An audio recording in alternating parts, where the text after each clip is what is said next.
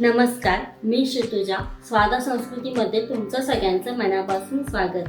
तर आता हिवाळ्याचे दिवस चालू झाले आहेत आणि हिवाळ्यामध्ये आपण खूप काय काय हेल्दी असं फूड खात असतो. तर जेवणामध्ये नेहमीच आपण लोणचं, चटणी अशा प्रकार घेतो. तर त्यासाठी आपण आज एक रेसिपी बनवणार आहोत. ती खूप चांगली आहे, ती म्हणजे तिळाची चटणी. तीळ हे आपल्या आरोग्यासाठी, आपल्या हेल्थसाठी खूप चांगले असतात. तर खूप सोपी रेसिपी आहे, तुम्ही नक्कीच करून बघा. सगळ्यात आधी आपण आता तीळ भाजून घेणार आहोत.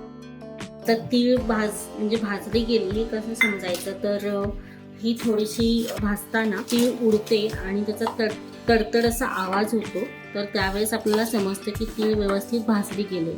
तर आपण आता ही तीळ व्यवस्थित भाजून घेऊया.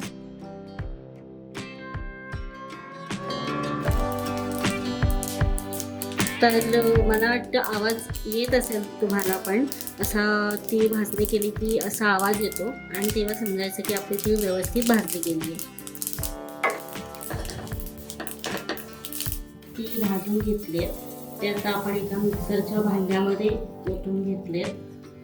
त्यानंतर त्याच्यामध्ये 2 चमचे जिरं, 10 ते 12 लसणाच्या पाकळ्या, नंतर आपला जो पोहे खायचा चमचा असतो तेवढं तिखट, साधारणतः 1 चमचा. तुम्ही तिखट तुमच्या आवडीनुसार टाकू शकता. मीठ चवीनुसार, मीठ आणि तिखटाचं प्रमाण तुम्ही तुमच्या आवडीनुसार टाकू शकता.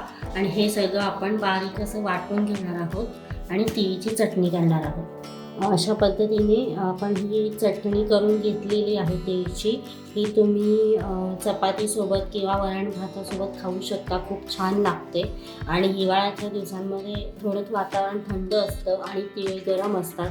सो तुम्ही नक्कीच या चटणीचा उपयोग तुमच्या जेवणामध्ये करू शकता.